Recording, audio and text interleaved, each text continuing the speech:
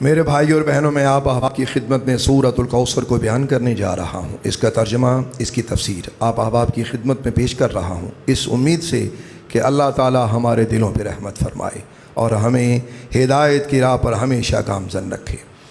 صحیح مسلم شریف کی حدیث ہے، حضرت انس رضی اللہ تعالیٰ عنہ سے روایت ہے۔ وہ کہتے ہیں کہ ہم سرکار مدینہ علیہ الصلاۃ والسلام کی بارگاہ اقدس میں بیٹھے ہوئے تھے۔ ہم نے کیا دیکھا کہ پیارے پیغمبر رسول خدا علیہ الصلاۃ والسلام پہ نیند طاری ہوئی۔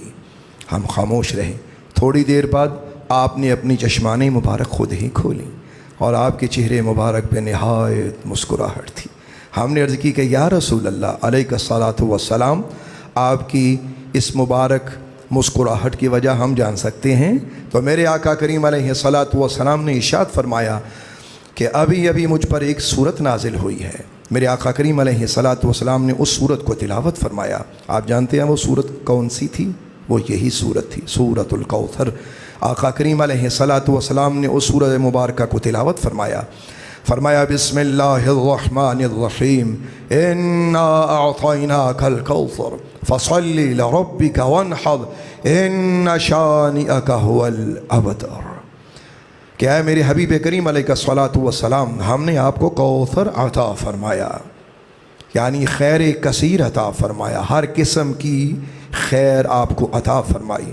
تو آپ اپنے رب کے لیے نماز پڑھیں اور قربانی کریں، بے شک آپ کا دشمن بے نام و نشان رہے گا اور ہر برکت سے محروم رہے گا۔ سرکار دو عالم نور مجسم علیہ الصلاۃ والسلام نے اس سورت کو تلاوت کرنے کے بعد اپنے صحابہ کبار علیہم الرضوان سے پھر خود ہی فرمایا میرے صحابہ، تم جانتے ہو کہ کوثر کیا ہے؟ ہم نے عرض کیا کہ یا رسول اللہ جانے اور اس کا رسول بہتر جانے۔ تو میرے آقا کریم علیہ الصلاۃ والسلام نے اس کا جواب عطا فرمایا وہ کوثر جو اللہ نے مجھے عطا فرمایا وہ ایک نہر ہے جس کا میرے رب نے مجھ سے وعدہ کیا ہے، اس پر خیر کثیر ہے، وہ ایک حوض ہے، قیامت کے روز میری امت اس پر وارد ہوگی، اس کے برتن ستاروں کی تعداد کے برابر ہوں گے، ان میں سے ایک آدمی کو الگ کر لیا جائے گا، یعنی حوض کوثر سے اسے ہٹا دیا جائے گا۔ میں کہوں گا اے اللہ یہ میری امت ہے یا میری امت میں سے ہے، تو کہا جائے گا آپ نہیں جانتے اس نے آپ کے بعد کون کون سے نئے کام شروع کر دیے تھے۔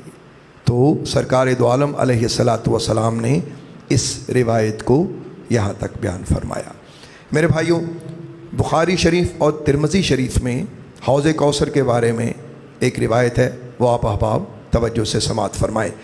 رسول خدا علیہ الصلاۃ والسلام ارشاد فرماتے ہیں کہ کوثر جنت میں ایک نہر ہے، اس کے کنارے سونے کے، اس کے راستے موتیوں اور یاقوت کے، اور اس کی مٹی کستوری سے زیادہ خوشبودار ہے، اس کا پانی شہد سے زیادہ میٹھا اور برف سے زیادہ سفید ہے۔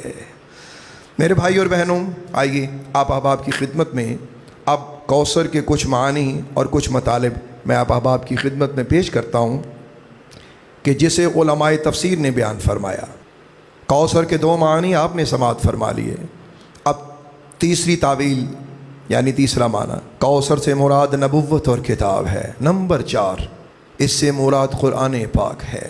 نمبر 5، اس سے مراد اسلام ہے۔ نمبر 6 کہ اللہ نے قرآن کو آسان بنا دیا اور اس کے احکام میں تخفیف رکھی۔ نمبر 7 کہ اے میرے حبیب آپ کے صحابہ کثیر ہوں گے، آپ کی امت کثیر ہوگی اور آپ کے مدد کرنے والے نہایت بے حد و حساب ہوں گے۔ نمبر 8 اس سے مراد ایثار ہے۔ نمبر 9 اس سے مراد رفعت ذکر ہے کہ اے حبیب ہم نے آپ کے ذکر کو بلند فرمایا۔ نمبر 9 اللہ تعالیٰ اپنے حبیب سے فرماتا ہے میرے محبوب یہ تیرے دل میں میرا نور ہے جس نے تمہیں میری طرف رہنمائی کی اور تم میرے سوا ہر چیز سے الگ تھلگ ہو گئے، یعنی تمہارے دل میں سوائے اللہ کے اور کوئی نہ رہا۔ نمبر 11 اس سے مراد شفاعت ہے۔ نمبر 12 اس سے مراد سرکار مدینہ علیہ الصلاۃ والسلام کو اللہ نے جو کثرت سے معجزات عطا فرمائے وہ مراد ہیں، اور جنہوں نے آپ کی ان معجزات کو دیکھ کر لبیک کہتے ہوئے اسلام کو قبول کیا، اللہ نے ان معجزات کے ذریعے انہیں ہدایت بخشی۔ नंबर 13, इससे मुराद कलमा तैयब है, ला इलाहा इल्लल्लाह मुहम्मदुर रसूलुल्लाह सल्लल्लाहु तबारक व तआला अलैहि वालिहि वसल्लम। नंबर 14, इससे मुराद 5 नमाज़ें हैं। और नंबर 15, इससे मुराद दीन इस्लाम में समझ और बूझ है। मेरे भाइयों, ये कुछ मानी और मतालिब मैंने कौसर के आप अहबाब की खिदमत में पेश किए, जो मुख्तसर वक्त में आपकी खिदमत तक पहुँचाना मकसूद थे। अब दूसरे हिस्से पे चलते हैं। अल्लाह ताला ने इरशाद फरमाया, मेरे हबीब फसल्ली लिरब्बिक वनहर, तो तू अपने रब के लिए नमाज़ पढ़ और क़ुरबानी कर। इसकी तफसील भी काफ़ी तवील है, इख्तिसार के साथ आप समाअत फरमाइए। अल्लाह तबारक व तआला ने बाद मुफस्सिरीन के नज़दीक नमाज ईद और क़ुरबानी का हुक्म दिया, यानी इस आयत में जो नमाज का ज़िक्र है वो नमाज ईद है। बाज़ मुफस्सिरीन इस तरफ भी गए हैं कि इससे मुराद 5 वक्ता नमाज है, और भी बहुत से अक़वाल इसमें मौजूद हैं। इससे आगे बढ़ते हैं। तीसरा हिस्सा, तीसरी आयत, इन्न शानिअक हुवल अबतर। अब हम इसके तीसरे हिस्से की तरफ चलते हैं। इन्न शानिअक हुवल अबतर, ए मेरे हबीब, आपका दुश्मन बेनामो निशान हो जाएगा, हर बरकत हर खैर से महरूम रहेगा। इसकी तफसीर ज़रा समात कीजिए। अरब में एक शख्स था जिसका नाम था आस बिन वायल। ये वो आदमी था कि जिसके बेटे और बेटियां दोनों होते थे, लेकिन बेटे मर जाते थे और बेटियां रह जाती थीं। तो अरब में जिस शख्स के बेटे मर जाते थे उसे अबतर कहा जाता था। और नाऊज़ु बिल्लाह अस्तग़फिरुल्लाह, एक बार ये आस बिन वाइल सरकार दो आलम अलैहिस्सलातु वस्सलाम के पास किसी गर्ज से खड़ा था, तो किसी दूसरे शख्स ने पूछा कि तुम किसके साथ खड़े हो? तो उसने आका करीम अलैहिस्सलातु वस्सलाम के बारे में यही हल्का वर्ड यूज़ किया। क्यों? इसलिए कि मेरे आका करीम अलैहिस्सलातु वस्सलाम के 2 शहज़ादे इंतकाल फरमा गए थे। तो नाऊज़ु बिल्लाह उसने सरकार दो आलम अलैहिस्सलातु वस्सलाम को बे औलाद कहा। और अल्लाह को ये बात इतनी नागवार गुजरी कि अल्लाह करीम जल्ला शानुहु खालिक कायनात ने अपने कलाम में इसको बयान फरमाया और फरमाया, मेरे हबीब, हम आपकी औलाद की बका इस तरीक़े से करेंगे कि ज़माना देखेगा। और उस चीज़ को क्या ही कहने, इमाम राज़ी, इमाम फ़खरुद्दीन राज़ी तफ़सीर कबीर मुतवफ़ा 606 हिजरी, उन्होंने क्या खूबसूरत बयान फरमाया। वो फरमाते हैं कि अल्लाह तबारक व तआला ने अपने हबीब की औलाद को इतना फैलाया कि करबो बला में कितनी शहादतें हुईं।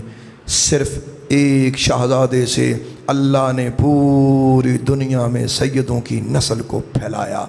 आप ज़रा सोचिए, इस बात पे तवज्जो फरमाइए कि जो लोग मेरे आका करीम अलैहिस्सलातु वस्सलाम को बे औलाद होने का ताना देते थे, यानी उन्होंने सरकार दो आलम अलैहिस्सलातु वस्सलाम के उस वक्त शहज़ादों के विसाल पर नालायकाना गुफ्तगू की, जबकि सरकार दो आलम नूर मुजस्सम अलैहिस्सलातु वस्सलाम का सब्र देखिए कि अल्लाह ने आपकी हिमायत और नुसरत के लिए कुरान पाक की आयत उतारी। और फिर अल्लाह ने करबो बला में उन दुश्मनों को भी ये बताया कि जिसे बचाने वाला खुदा हो उसे कोई मिटा नहीं सकता। आज बनु उमैया का कहाँ कहाँ कितना ज़िक्र होता है, लेकिन सैयदों का ज़िक्र, रसूल खुदा की आल औलाद का ज़िक्र आज पूरी दुनिया में मौजूद है। यहाँ एक और ख़ूबसूरत रिवायत में आप अहबाब की खिदमत में पेश करना ज़रूरी समझता हूँ। तफसीर क़ुरतुबी में ये रिवायत मौजूद है कि हौज़ कौसर के चारों कोनों पर 4 खुलफा तशरीफ़ फरमा होंगे।